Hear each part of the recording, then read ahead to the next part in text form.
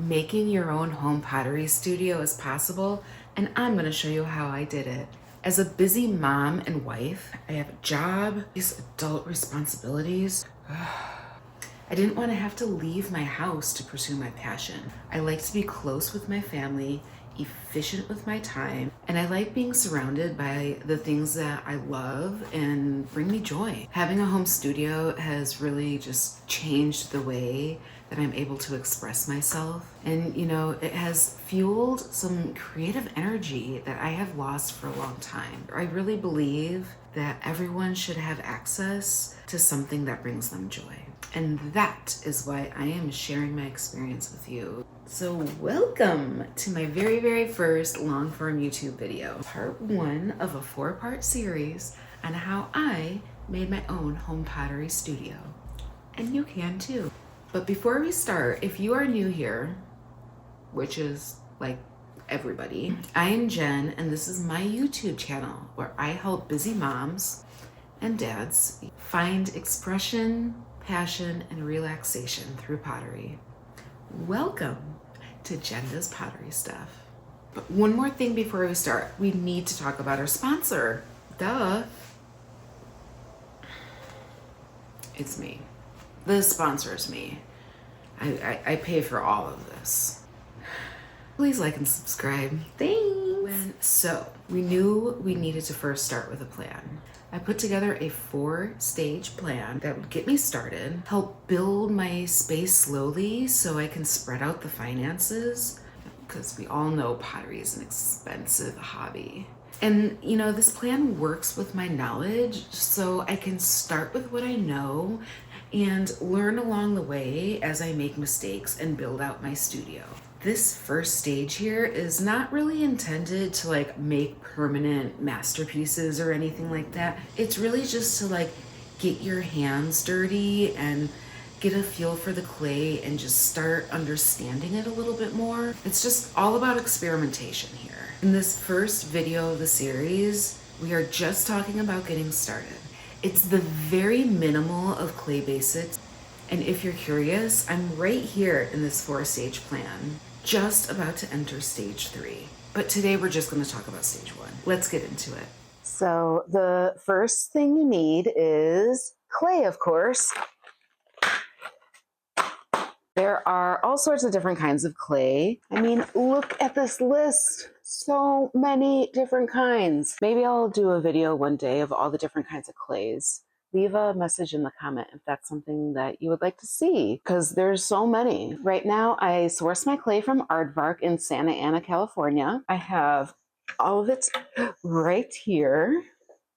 It comes in a 25-pound bag, and right now I'm really liking this Hopkins White. It's a cone 10 clay, and it's really smooth and light in color, and I like it. Really, if you're just planning on playing around with clay right now and not trying to make anything permanent that you're gonna fire, you can really get any old clay. It's not going to matter if you're just playing around. I would say that the most common ones that I have seen are a B mix with or without sand. The sand is just kind of how much grit you want in there. I prefer less grit and sand, but sometimes it's just personal preference. Also depends on what you're making, but we can get into that some other time. If you do think you're gonna eventually wanna fire what you're making now in these phases, I would say stick to one cone and just take note of that cone. The cone number is the temperature that it will be fired at, and it's really important to know. So keep note. There are a lot of clay suppliers out there. So I picked Aardvark because I've used them at a previous studio. They're close to home, and the clay is great. So they really know what they're doing. I really trust them. I would just try to find a supplier closest to you that specializes in clay and pottery tools and materials. Go get your clay.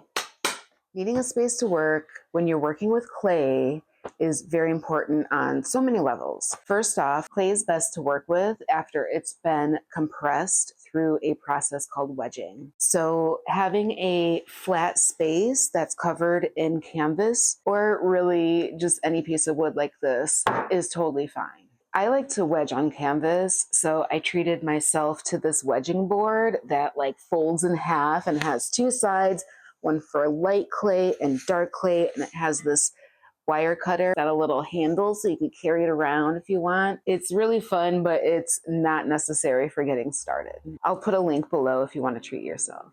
You can probably easily make this at home with just a piece of plywood and some canvas. You know, at the end of the day, if you don't have a space to wedge your clay, you can just slap the clay a bunch of times and it will be fine, especially if you're making something that's not going to be permanent and you're just playing around and experimenting. So I usually don't hang out on the floor with all my buckets, but I wanted to tell you about the bucket system. Buckets at this phase, and really at all phases, are really important because the number one rule about clay cleanup is do not, I said do not, put clay down the drain. No, no, no. So the best way to clean up is to use a bucket system, which is basically just getting a bunch of buckets for a variety of purposes. I learned this method from a really great YouTuber. Her channel is called Pottery to the People. I will put the link to her video below. It's been a great system since I don't have a sink trap, which we will talk about later. So I just got these buckets from Home Depot for, you know, like $5-10.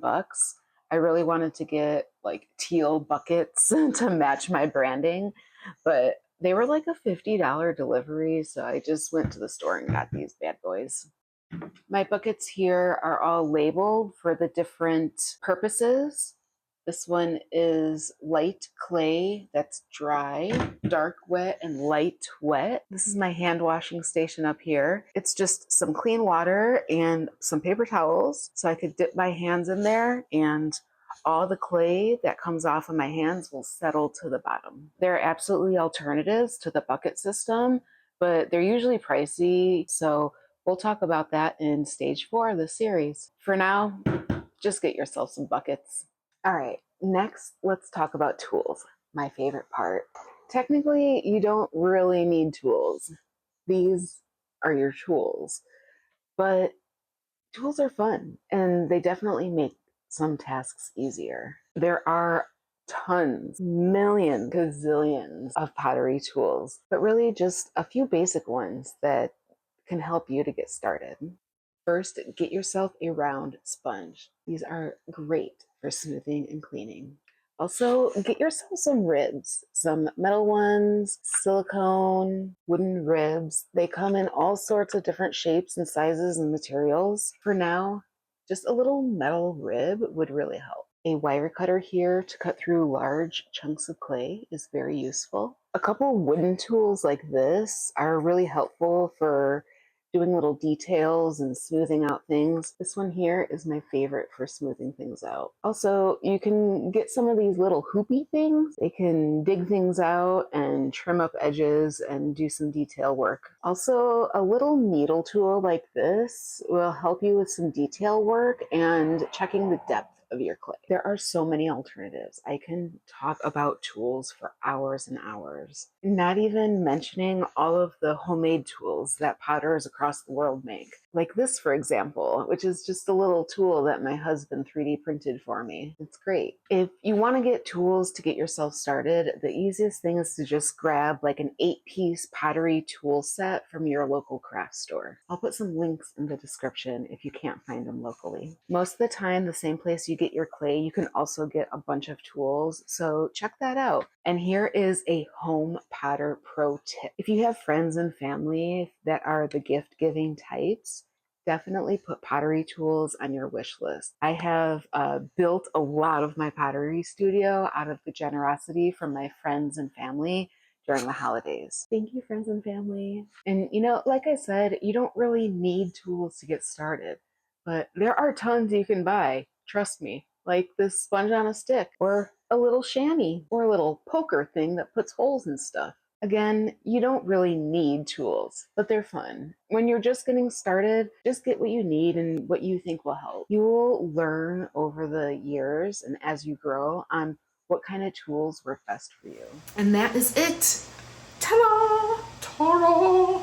Just get yourself some clay, some buckets of water, a place to work, and a couple things to work with, and you have all you need to get started.